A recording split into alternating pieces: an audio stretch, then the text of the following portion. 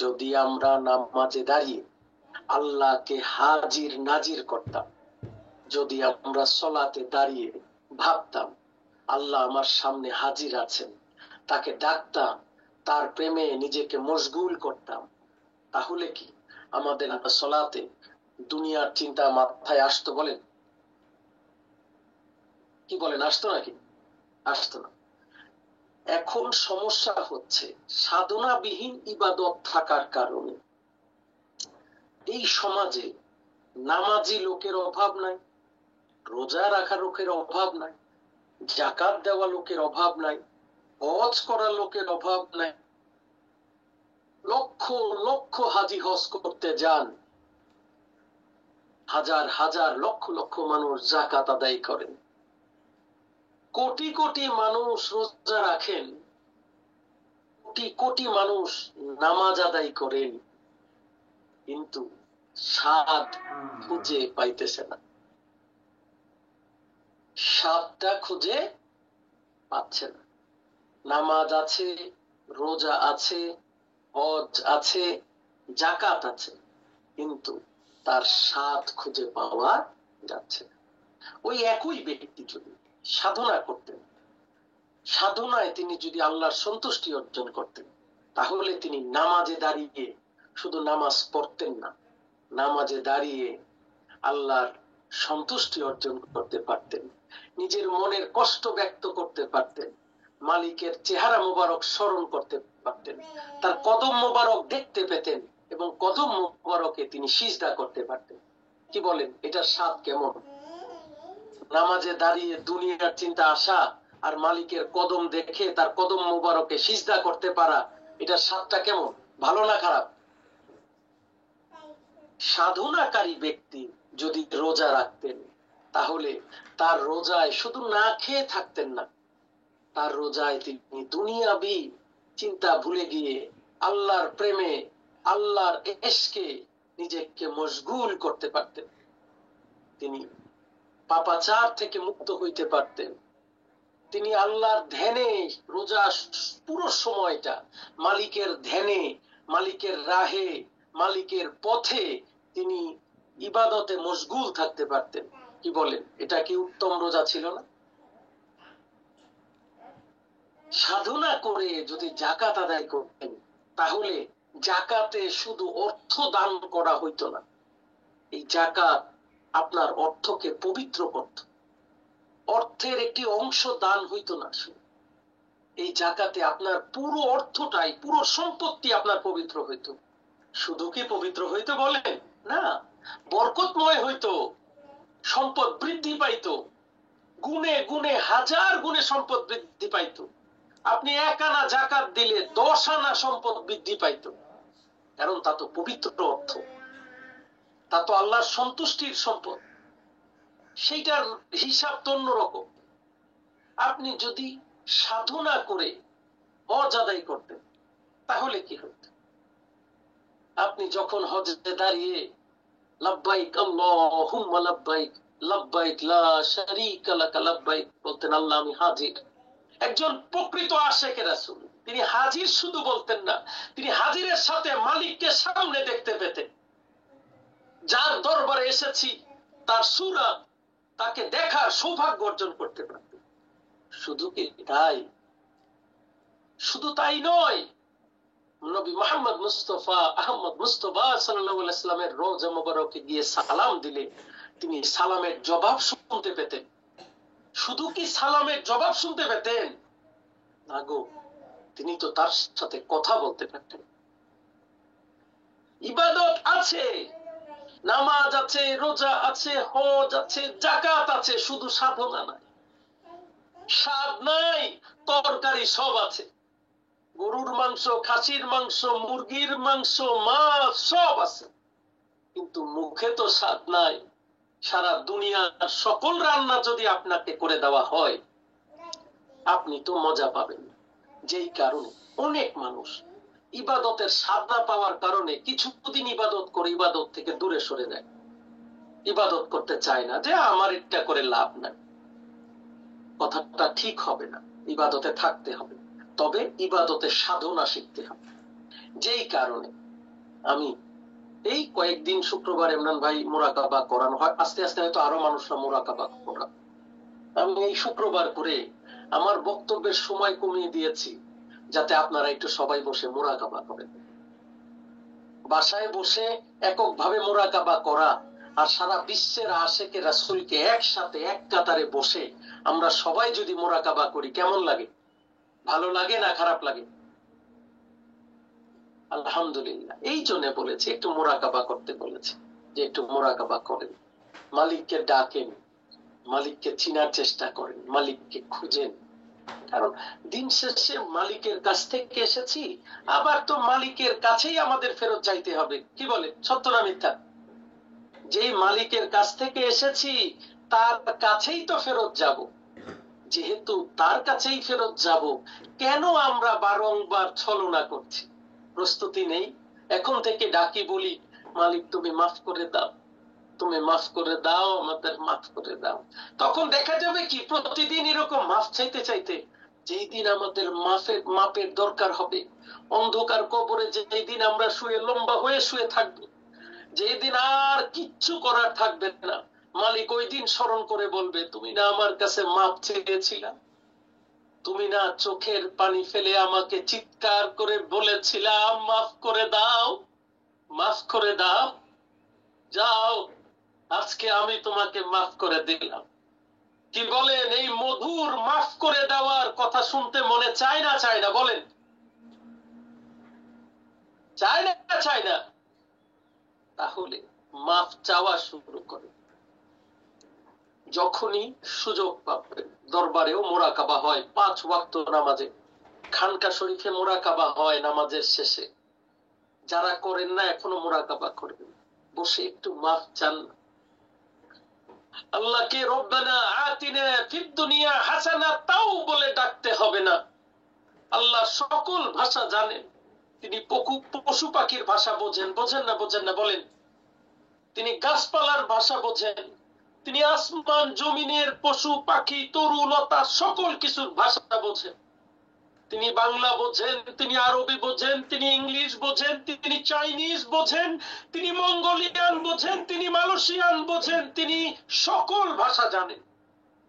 আপনি আপনার ভাষায় আপনার কৃতকর্মের জন্য মালিকের কাছে শুধু বলেন না, আমি আমার জীবনে যত অন্যায় অপরাধ করেছি তুমি দয়া করে আমাকে মাফ করে মাফ করে দাও, আমাকে মাফ করে দাও।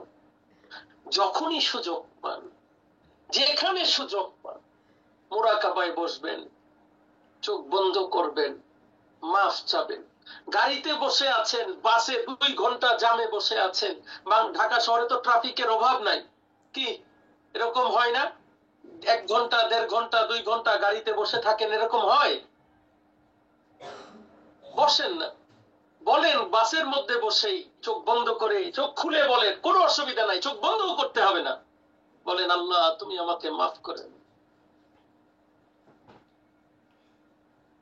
যেখানে বসে ডাকতে মনে চায় মালিককে ডাকেন, যে অবস্থায় ডাকতে মনে চায় ডাকেন। তার ভাষা সকল ভাষা, পৃথিবীর সবকিছুর ভাষা আল্লাহর ভাষা। মাফ চান, ডাকেন, দয়া চান, ক্ষমা চান, আপন মসজিদের ওসিলা ধরে মাফ চান, দয়া চান, ক্ষমা চান, যে আল্লাহ তুমি আমাকে মাফ করে দাও। আমি জানা অজানায়, বুঝে না বুঝে, জ্ঞানে সজ্ঞানে যত অন্যায় অপরাধ করেছি, তুমি দয়া করে আমাকে মাফ। আপনি মাফ চাওয়া শুরু করেন, আল্লাহ ক্ষমা করা শুরু করেন। আপনি মাফ চাওয়া শুরু করেন, মালিক আপনাকে ক্ষমা করা শুরু করবে। তাই প্রতিনিয়ত মালিকের কাছে আমরা যদি নিজেদের কৃতকর্মের জন্য ক্ষমা চাই, দেখবেন দিনে দিনে আমরা পাপ মুক্ত হয়েছি, দিনে দিনে আমাদের অন্তর কুলসিত অন্তর আলোকিত হবে, দিনে দিনে আমরা নিজেকে চরিত্রবান বানাতে পারব। মোরাকাবা করবেন, মোরাকাবাই উত্তম। আমার কাছে যে কি শান্তি লাগে আমি বুঝাইতে পারবো না। মোরাকাবাই মানে, মোরাকাবা এমন একটা জিনিস, আমি তো আপনার সময় নষ্ট হয়ে যাবে, জাস্ট এক কথা একটু বলি, যেহেতু অলরেডি আপনাদের ওখানে মনে হয় 4টা বাজে না? 4টা না 3টা বাজে?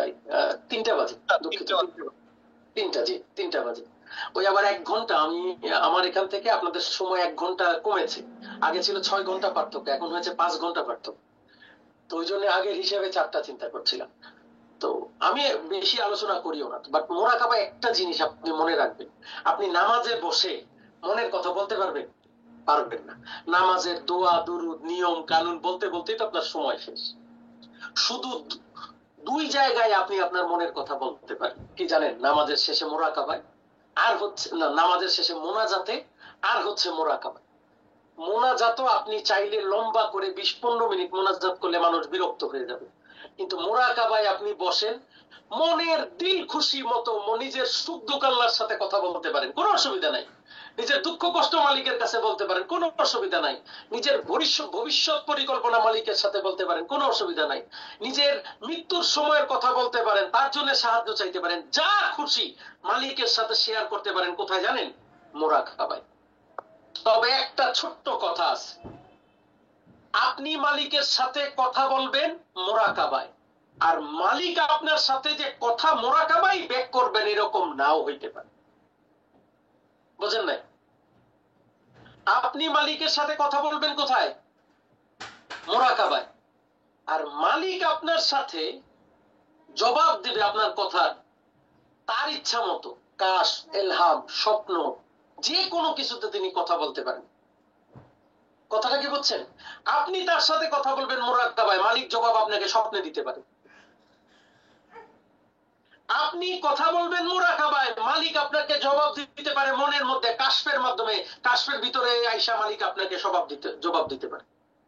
আপনি কথা বলবেন মোরাকাবায়, মালিক আপনাকে ফায়েজের মাধ্যমে জবাব দিতে পারে।